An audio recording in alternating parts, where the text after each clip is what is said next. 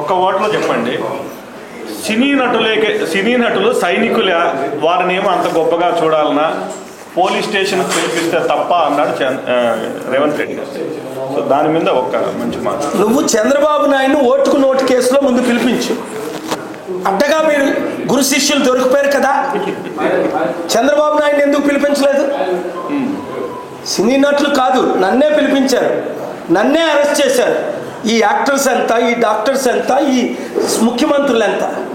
ప్రపంచంలో 155 మంది ప్రెసిడెంట్లు మీరు కళ్ళతో నా ఎదురుగా నిలబడటం మీరు చూశారు. నా కాళ్ళ పూజ చేశాడు నరేంద్ర మోదీ, కాళ్ళ పూజ.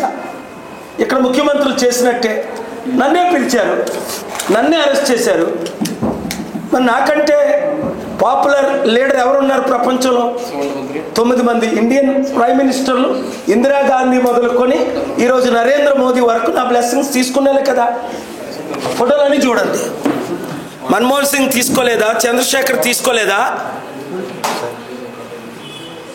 దేవగౌడ్ తీసుకోలేదా? ఐజీ గుజరాల్ తీసుకోలేదా? రాజీవ్ గాంధీ తీసుకోలేదా? ఇందిరాగాంధీ 83లో తీసుకోలేదా? ఒడిస్సాలో అందరూ తీసుకున్నారు బ్లెస్సింగ్స్. ఇక్కడ 16 మంది ముఖ్యమంత్రులు తీసుకున్నారు దేశంలో, 9 మంది ప్రధానమంత్రులు తీసుకున్నారు, 3 ప్రెసిడెంట్లు తీసుకున్నారు. మరి నన్నే పోలీస్ స్టేషన్కి పిలిచినప్పుడు, నన్నే అరెస్ట్ చేసినప్పుడు, ఒక యాక్టర్నో ఒక ముఖ్యమంత్రినో అరెస్ట్ చేయడం అది వాళ్ళకి కామన్ వాళ్ళకి. కానీ అల్లు అర్జున్ని ఇల్లీగల్గా అరెస్ట్ చేశారు అన్నది కాన్స్టిట్యూషన్ ప్రకారం నేను రుజువు చేస్తా. కేఏ పాల్ గారు ప్రజాశాంతి పార్టీ తరఫున పోరాడుతున్నారా, వ్యక్తిగతంగా పోరాడుతున్నారా?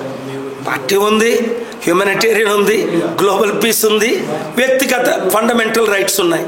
అన్ని విధాల అన్యాయం జరిగింది అని పార్టీని బలోపేతం చేయడానికి చేసే ప్రయత్నాలు ఏమైనా ఉన్నాయా? మీరే బలోపేతం చేయాలి. ప్రజలకు బుద్ధి వస్తే కేసీఆర్ వద్దు, రేవంత్ రెడ్డి అసలు వద్దు, కేఏ పాలే ముద్దు అని సర్పంచ్లందరూ నా ఫోటో పెట్టుకొని నా నామినేషన్లు వేసుకోమనండి, గెలుస్తారో లేదో చూడండి. మొన్న మల్లు రవి గారు వచ్చారు, మీ నియోజకవర్గంలో ఎంత ఓట్ బ్యాంక్ ఉంది ఓపెన్గా చెప్పండి అన్నాను. సార్ మంచి పేరు అయితే మీకు 80-90% ఉంది సార్, ఓట్ బ్యాంక్ మాత్రం మీరేమనుకోకండి, 40 to 50% ఉంది అన్నారు. కాంగ్రెస్కి ఎంత ఉంది? 20%. కేసీఆర్కి ఎంత ఉంది? 20%. బీజేపీకి ఎంత ఉంది? 10%. మిగతా 50% మనకే ఉంది. ఎందుకు?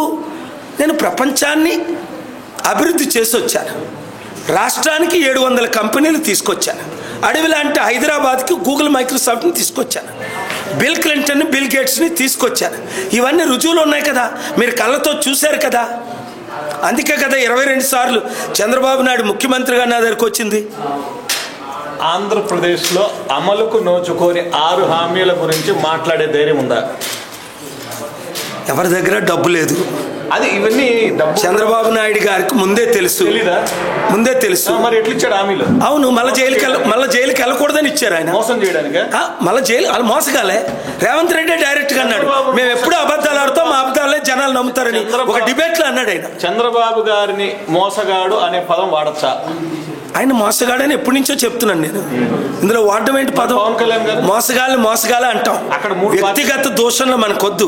వాళ్ళు ఇచ్చిన 6 వాగ్దానాలు అబద్ధం, చేయలేదు.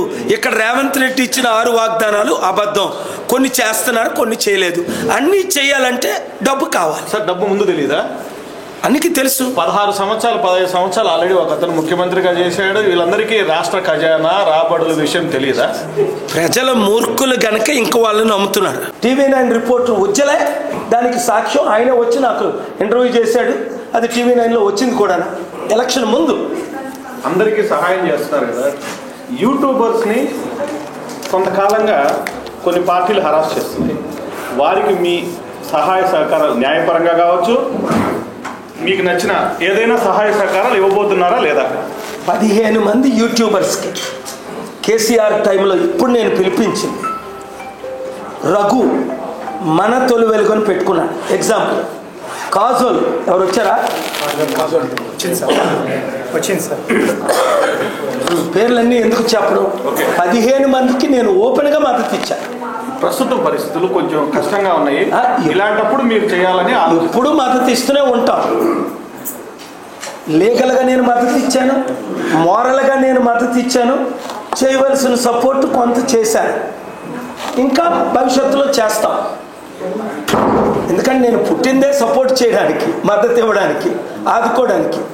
అలాగని ఇప్పుడు మన పీస్ మిషన్ రెస్టోర్ చేయడానికి రేవంత్ రెడ్డి సమిట్ పెడతానన్నాడు. ఓపెన్గా కేసు వేశాను.